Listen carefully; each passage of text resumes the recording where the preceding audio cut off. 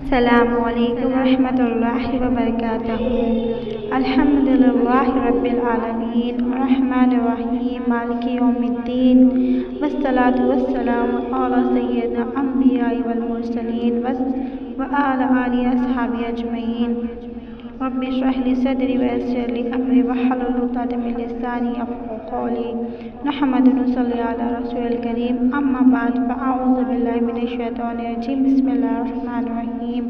تمام تعریفیں اس اللہ تعالیٰ کے لیے ہیں جس کی رحمت، توفیق اور اجازت سے تمام نیک کام ہوتے ہیں۔ جمعے کی فضیلت۔ بسم اللہ الرحمن الرحیم۔ رسول اللہ صلی اللہ علیہ وسلم نے فرمایا، جمعے کا دن اللہ تعالیٰ کے یہاں دنوں کا سردار اور عظیم ترین ہے، بلکہ یہ اللہ تعالیٰ کے یہاں عید الفطر اور عید الاضحیٰ کے دنوں سے بھی عظیم ہے۔ اس میں 5 خصائل ہیں۔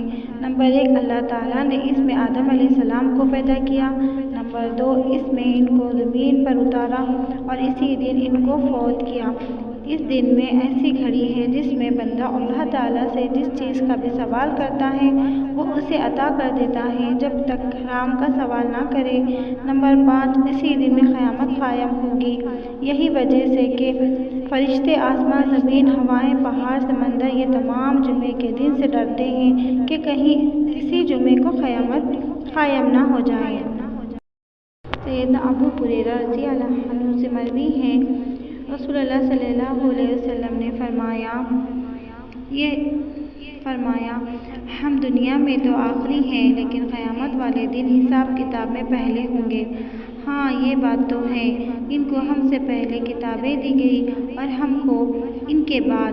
پھر یہ جو دن ہے اللہ تعالیٰ نے اس کو ان پر بھی فرض کیا تھا، لیکن وہ اختلاف میں پڑ گئے اور اللہ تعالیٰ نے ہمیں اس کی ہدایت دے دی تو لوگ اس بارے میں ہمارے تابع ہیں۔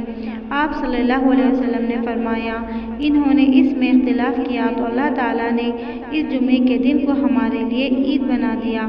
بس آج جمعے کا دن ہمارا ہے، کل ہفتے کا دن یہودیوں کے لیے ہے اور پرسوں اتوار کا دن عیسائیوں کے لیے ہے۔ صلی اللہ علیہ وسلم نے فرمایا، آپ صلی اللہ علیہ وسلم نے فرمایا، تم میں سے ایک آدمی چرنے والے جانور رکھ لیتا ہے اور شروع میں نماز با جماعت میں حاضر ہوتا ہے، پھر جب اس کے جانور کو چرنے کی چیزوں کی کمی کا شکوہ ہونے لگتا ہے تو وہ کہتا ہے، اگر میں اپنے جانور کے لیے زیادہ گھاس والی کوئی جگہ تلاش کر لوں تو وہ منتقل ہو کر دور چلا جاتا ہے اور صرف جمعے کی نماز کے لیے حاضر ہوتا ہے۔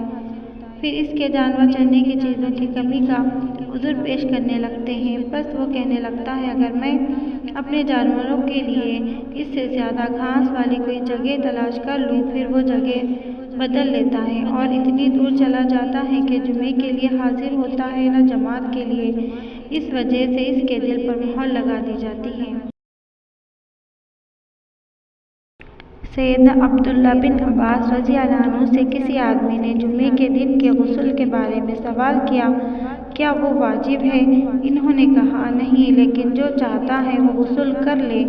اور میں تجھے غسل کے آغاز کے بارے میں بیان کرتا ہوں۔ بات یہ ہے کہ لوگ محتاج اور فقیر تھے، اون کا لباس پہنتے تھے اور اپنے پشتوں پر مشکیزیں اٹھا کر کھجوروں کو پانی دیا کرتے تھے، جبکہ مسجد نبوی تنگ اور کم بلند چھت والی تھی۔